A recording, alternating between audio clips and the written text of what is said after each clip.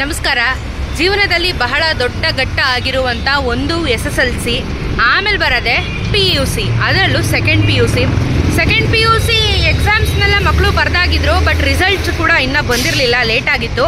But ಈಗ already ಅನೌನ್ಸ್ಮೆಂಟ್ನ ಮಾಡಿದ್ದಾರೆ. Second PUC ಎಕ್ಸಾಮಿನ results out ಆಗಿರುವಂಥದ್ದು. ಈಗ ಸಮಯ ಆಯಿತು 11 ಗಂಟೆ, 10 ಗಂಟೆಗೆ ರಿಸಲ್ಟ್ಸ್ಗಳನ್ನ ಆಚೆ ಬಿಟ್ಟಿದ್ದಾರೆ ವೆಬ್ಸೈಟಲ್ಲಿ.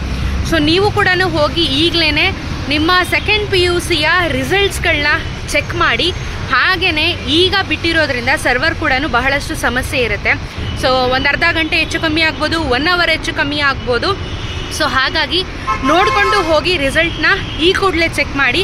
ತಾಳ್ಮೆಯಿಂದ ಕಾಯಿರಿ. ಹಾಗೆಯೇ ಎಲ್ಲ ಮಕ್ಕಳು ಪಾಸ್ ಆಗಿರೋರು, ಹಾಗೆಯೇ ಇಫ್ ಇನ್ ಕೇಸ್ ಫೇಲ್ ಆಗಿದರೆ ಅದನ್ನು ಸ್ಪೋರ್ಟಿವ್ ಆಗಿ ತೊಗೊಳ್ಳಿ. ಮತ್ತೊಮ್ಮೆ ನೀವು ಪರೀಕ್ಷೆಯನ್ನು ಬರೀಬೋದು. ಅದನ್ನು ಬಿಟ್ಟು ಬೇರೆ ಬೇರೆ ಕೆಟ್ಟ ನಿರ್ಧಾರಗಳಿಗೆ ದಯವಿಟ್ಟು ಗಮನ ಕೊಡೋಕ್ಕೆ ಹೋಗಬೇಡಿ.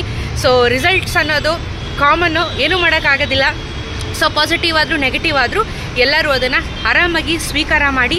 ಹಾಗೆ ಮುಂದಿನ ಭವಿಷ್ಯನ ರೂಪಿಸ್ಕೊಳ್ಳೋಕ್ಕೆ ಕರೆಕ್ಟಾಗಿ ಯೋಚನೆಯನ್ನು ಮಾಡಿ ನಿಮ್ಮ ಭವಿಷ್ಯನ ದಯವಿಟ್ಟು ರೂಪಿಸ್ಕೊಳ್ಳಿ ಅಂತ ಹೇಳ್ತಾ ಇದ್ದೀನಿ.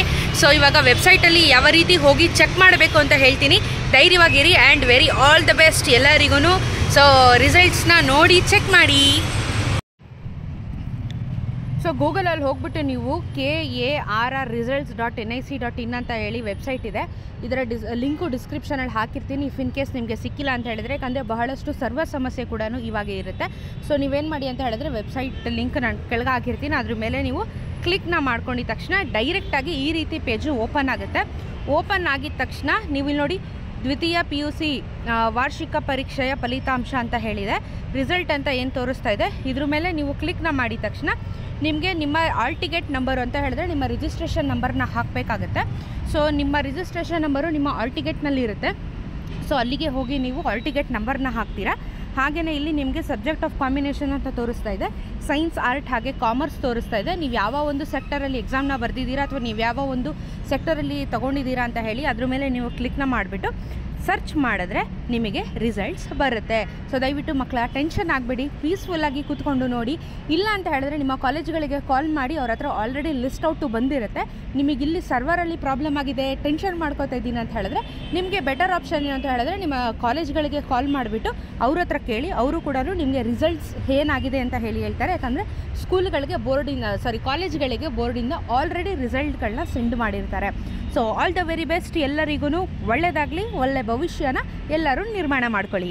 ಈ ವಿಡಿಯೋ ನಿಮಗೆ ಹೆಲ್ಪ್ ಆಗಿದೆ ಅಂತ ಅನ್ನಿಸ್ತಾರೆ, ಅಥವಾ ಯಾರಿಗಾದ್ರೂ ಸರ್ವರ್ ಪ್ರಾಬ್ಲಮ್ ಆಗಿದೆ ಅಂತ ಅನ್ನಿಸ್ತಾ ಇದೆ ಅಂತ ಹೇಳಿದ್ರೆ ವಿಡಿಯೋನ ಎಲ್ಲರಿಗೂ ಶೇರ್ ಮಾಡಿ. ಅವ್ರಿಗೂ ಕೂಡ ಸರ್ವರ್ ಪ್ರಾಬ್ಲಮ್ ಆಗಿದ್ರೆ ಈ ಒಂದು ವೆಬ್ಸೈಟ್ ಲಿಂಕು, ಡೈರೆಕ್ಟ್ ಲಿಂಕ್ನ ನಾನು ಹಾಕಿದ್ದೀನಿ.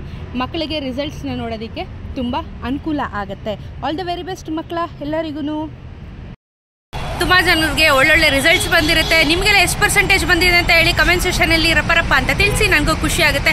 ಹಾಗೂ ಈ ಬಾರಿ ನಮ್ಮ ಕರ್ನಾಟಕದಲ್ಲಿರುವಂಥ ಯಾವ ಜಿಲ್ಲೆ ಮೇಲ್ಗೈ ಆಗಿದೆ ಅಂತ ಹೇಳಿ ತಿಳ್ಕೊಳ್ಳೋಣ.